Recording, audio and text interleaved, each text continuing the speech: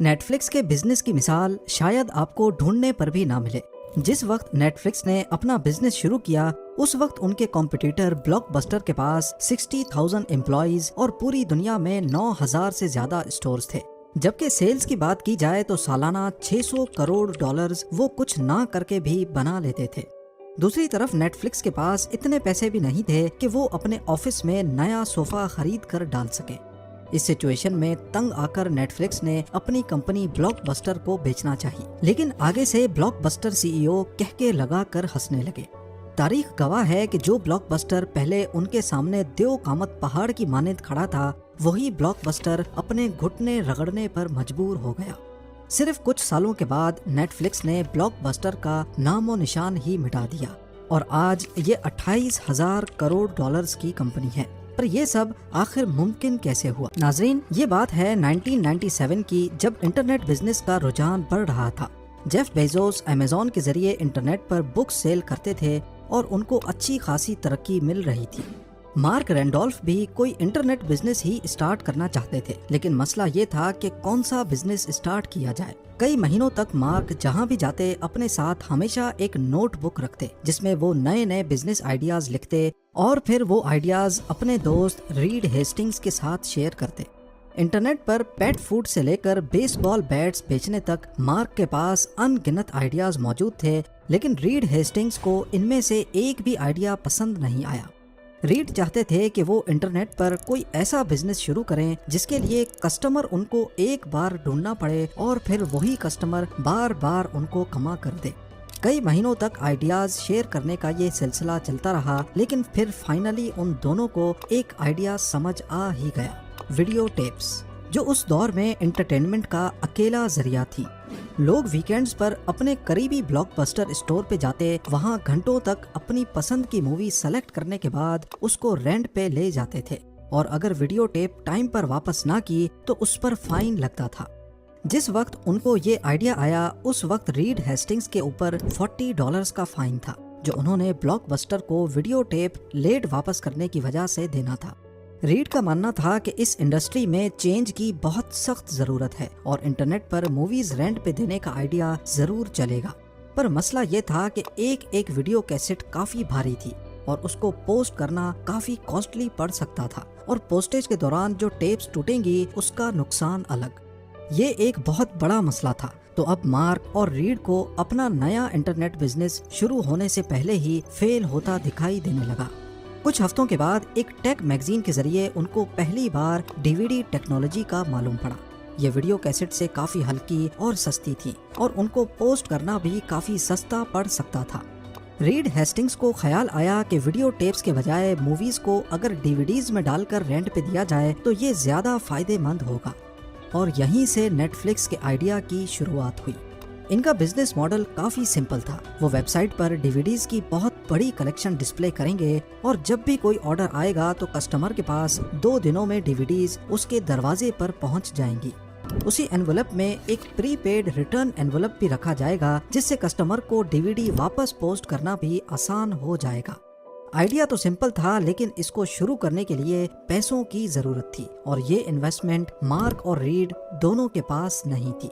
جیسے تیسے کر کے انہوں نے ایک چھوٹا سا low budget office set up کیا جس میں سستی فولڈنگ ٹیبلز اور سیکنڈ ہینڈ فرنیچر لے کے ڈالا۔ امپلائیز کو کم سیلری پہ رکھا گیا، اس وعدے کے ساتھ کہ اگر بزنس چل گیا تو ان کو بزنس میں شیئر دیا جائے گا۔ نیٹ فلکس کی اس چھوٹی سی ٹیم نے پہلے چند مہینوں میں ایک ویب سائٹ بنائی اور DVDs خریدنا شروع کی۔ آخر کار مہینوں کی محنت کے بعد وہ نیٹ فلکس کو پہلی بار لانچ کرنے کے لیے بالکل تیار تھے۔ لانچ سے پہلے انہوں نے نیوز آؤٹلیٹس کے ساتھ انٹرویوز لائن اپ کیے تاکہ لانچ ہوتے ہی ان کو بہت ساری میڈیا کوریج بھی مل جائے۔ 29 اگست 1997 صبح ٹھیک 9 بجے انہوں نے ویب سائٹ کو پبلک کر دیا، اور ساتھ ہی انہوں نے ایک گھنٹی بھی انسٹال کی جو ہر نئے آرڈر پر بجے گی۔ پہلا آرڈر مارک نے خود پلیس کیا اور پہلی بار گھنٹی بجنے لگی۔ 1 منٹ کے بعد گھنٹی دوبارہ بجی، اور اس بار یہ ریئل کسٹمر تھا۔ نیٹ فلکس ٹیم نے مختلف انٹرنیٹ فورمز پہ انجان بن کر کمنٹس پوسٹ کیے جس میں انہوں نے نیٹ فلکس کی DVD بائی میل سروس کو انٹروڈیوس کروایا، جس سے اور زیادہ مووی فینس نے نیٹ فلکس کا رخ کیا۔ पहले 15 मिनटों तक घंटी मुसलसल बजती रही, लेकिन फिर नेटफ्लिक्स की वेबसाइट क्रैश हो गई। उस दौर में सर्वर्स ऑफिस में ही रखे जाते थे, ना कि प्रोफेशनल होस्टिंग सर्विस के पास। ये इशारा था कि नेटफ्लिक्स का सर्वर ज्यादा ट्रैफिक नहीं झेल पा रहा, यानी उनको ज्यादा सर्वर्स लगाने थे। उसी वक्त लोकल स्टोर से 8 नए सर्वर्स मंगाए गए और वेबसाइट को एक बार फिर से लाइव कर दिया गया। पहले दिन में नेटफ्लिक्स के पास 137 ऑर्डर्स रिसीव हुए, जो कि उनकी उम्मीद से काफी ज्यादा थे। और क्योंकि इसके बीच कई घंटों तक वेबसाइट हैवी लोड की वजह से बंद पड़ी थी, यानी असल में ऑर्डर्स इससे भी ज्यादा आने थे। उनको अपनी वेबसाइट के मसले हल करने की जरूरत थी ताकि ये बार बार क्रैश ना हो। नेटफ्लिक्स का पहला महीना काफी अच्छा गुजरा, लेकिन मार्क और रीड ने जैसा सोचा था वैसा नहीं हुआ। क्योंकि उनके पहले महीने की सेल तो $94,000 थी, लेकिन इसमें से डीवीडी रेंट पे लेने की सेल्स सिर्फ $1,000। ज्यादातर लोग डीवीडी रेंट पे नहीं ले रहे थे, बल्कि डायरेक्टली पूरी डीवीडी खरीदना चाहते थे।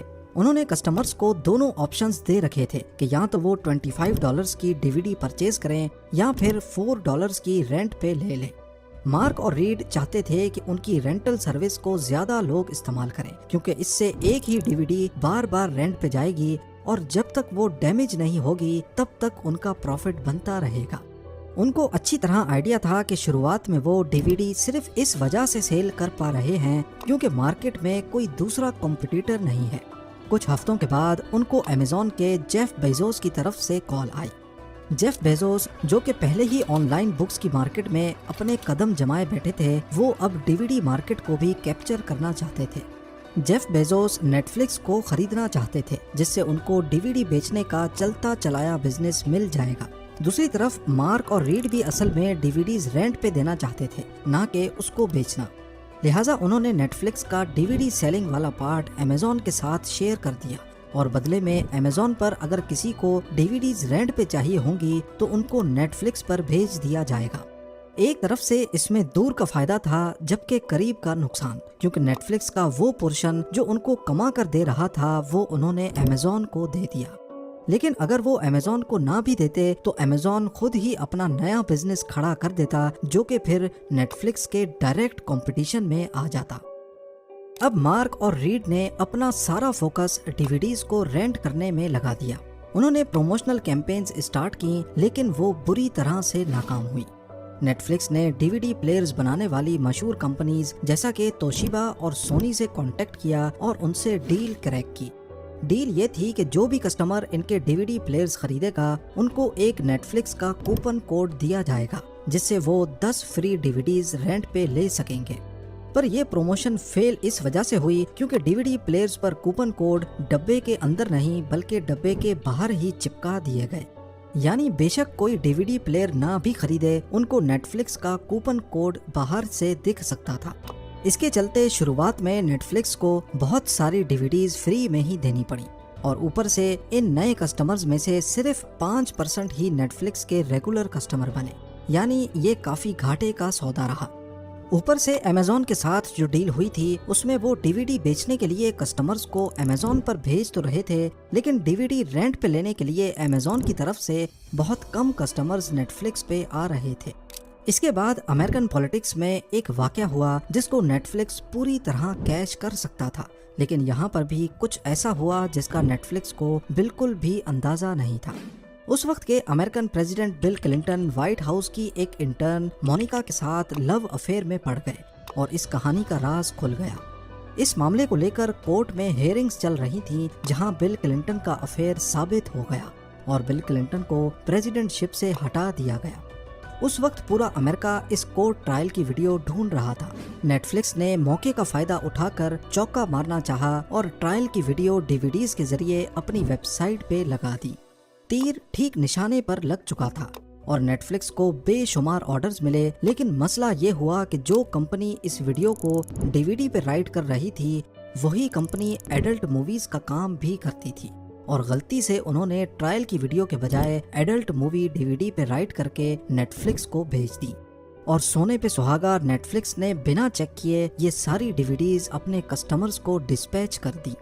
जब ये मामला खुला तो नेटफ्लिक्स ने सारे कस्टमर से माजरत की, लेकिन तब तक नुकसान हो चुका था। प्रमोशन का जितना फायदा सोचा गया था उससे भी ज्यादा नुकसान हुआ। अभी तक नेटफ्लिक्स का डीवीडीज रेंट करने वाला आइडिया कमा नहीं रहा था और उनकी हर एक प्रमोशनल कैंपेन बुरी तरह फेल हो रही थी। इसी लम्हे मार्क के जहन में एक आइडिया आया, एक ऐसा आइडिया जो शायद सब कुछ बदलने वाला था। यहाँ तक नेटफ्लिक्स बिल्कुल वही काम कर रहा था जो ब्लॉकबस्टर का था, यानी डीवीडीज रेंट पे देना। फर्क था तो सिर्फ इंटरनेट का, क्योंकि यही काम ब्लॉकबस्टर फिजिकल स्टोर्स के जरिए कर रहा था और नेटफ्लिक्स इंटरनेट के जरिए। मार्क को आइडिया आया कि क्यों ना हम सब्सक्रिप्शन सिस्टम स्टार्ट कर दें, जिसमें कस्टमर्स को मंथली फिक्स पैसे देने होंगे और उसके बदले में 4 डीवीडीज उनको दी जाएंगी। इससे होगा ये कि 4 डीवीडीज हर वक्त कस्टमर्स के पास रहेंगी और वो जब चाहें अपनी पसंद की डीवीडी लेकर पुरानी वापस कर सकेंगे। जाहिर है इससे कस्टमर्स पर लेट फीस का दबाव कम हो जाएगा। खुशकिस्मती से ये आइडिया काम कर गया। पहले ही दिन जिन लोगों ने ये प्रमोशन देखी उनमें से 90% लोगों ने सब्सक्राइब कर लिया। यही वो कस्टमर्स थे जिनके लिए मार्क और रीड ने इतनी मेहनत की थी। सब्सक्रिप्शन की वजह से नेटफ्लिक्स की कमाई तेजी से बढ़ने लगी और एक ही कस्टमर हर महीने उनको पैसे देने लगा। दूसरी तरफ ब्लॉकबस्टर उनका सबसे बड़ा कॉम्पिटिटर 9000 से ज्यादा फिजिकल स्टोर्स चला रहा था और उनको सिर्फ लेट फीस की मद में सालाना $800 मिलियन मिलते थे, जबकि उस वक्त नेटफ्लिक्स की टोटल सेल्स ही सिर्फ $5 मिलियन थी। ये एक बहुत बड़ा फर्क है। कहा जाता है कि नेटफ्लिक्स की कामयाबी के पीछे अगर कोई था तो वो उनका अपना कॉम्पिटिटर ब्लॉकबस्टर ही था, क्योंकि अगर ब्लॉकबस्टर चाहता तो वो आसानी से नेटफ्लिक्स को उठते साथ ही हरा देता, लेकिन ब्लॉकबस्टर की सुस्ती ही उन्हें ले डूबी। ब्लॉकबस्टर इंटरनेट बिजनेस को बहुत हल्के में ले रहा था और क्योंकि उनके अपने फिजिकल स्टोर्स चल रहे थे, इसी वजह से उनको छोटे इंटरनेट बिजनेस की जरूरत महसूस ही नहीं हुई। नेटफ्लिक्स के मालिकान को अच्छी तरह मालूम था कि उनका बिजनेस सिर्फ तब तक चल रहा है जब तक ब्लॉकबस्टर भी DVD by mail service start नहीं करता। लिहाजा उन्होंने प्लान बनाया कि क्यों ना हम अपना पूरा चलता चलाया बिजनेस ब्लॉकबस्टर को ही बेच दें। इससे उनको अच्छी खासी रकम भी मिल जाएगी और वो इसी बिजनेस में काम भी करते रहेंगे, जाहिर है ब्लॉकबस्टर के पे रोल पे। तो अब उन्होंने ब्लॉकबस्टर के सीईओ के साथ मीटिंग फिक्स की। पहले तो ब्लॉकबस्टर के सीईओ ने चुप करके उनकी ऑफर सुनी और फिर उनकी डिमांड तलब की। रीड हेस्टिंग्स ने झट से बोला $50 मिलियन। ये सुनते ही ब्लॉकबस्टर का सीईओ जोर जोर से हंसने लगा। मार्क और रीड को अच्छी तरह अंदाजा हो गया कि ब्लॉकबस्टर का नेटफ्लिक्स को खरीदने में कोई इंटरेस्ट नहीं है और उनको वहां से खाली हाथ उठकर जाना पड़ा। वक्त गुजरता गया और नेटफ्लिक्स की सब्सक्रिप्शंस बढ़ती चली गईं, लेकिन ब्लॉकबस्टर अपनी ही जिद पे अड़ा रहा कि इंटरनेट बिजनेस जैसी कोई चीज ज्यादा नहीं चल सकती। लेकिन फिर 2004 में पहली बार ब्लॉकबस्टर को एहसास हुआ कि आहिस्ता आहिस्ता इनके कस्टमर्स टूट टूट कर नेटफ्लिक्स पे साइन अप कर रहे हैं, जहां उनको घर बैठे उनकी पसंद की डीवीडी मिल जाती है। इस पॉइंट पे ब्लॉकबस्टर ने अपनी खुद की DVD by mail service start की, लेकिन अब बहुत देर हो चुकी थी। नेटफ्लिक्स को अपने कस्टमर्स का बिहेवियर समझने में 7 साल लग चुके थे। उन्होंने अपनी वेबसाइट पे ऐसे एल्गोरिदम्स इंस्टॉल किए जिससे कस्टमर्स को सिर्फ वही मूवीज शो होती जिनमें उनका इंटरेस्ट था, और जाहिर है ब्लॉकबस्टर चाह कर भी ये सब इतना जल्दी नहीं कर सकता था।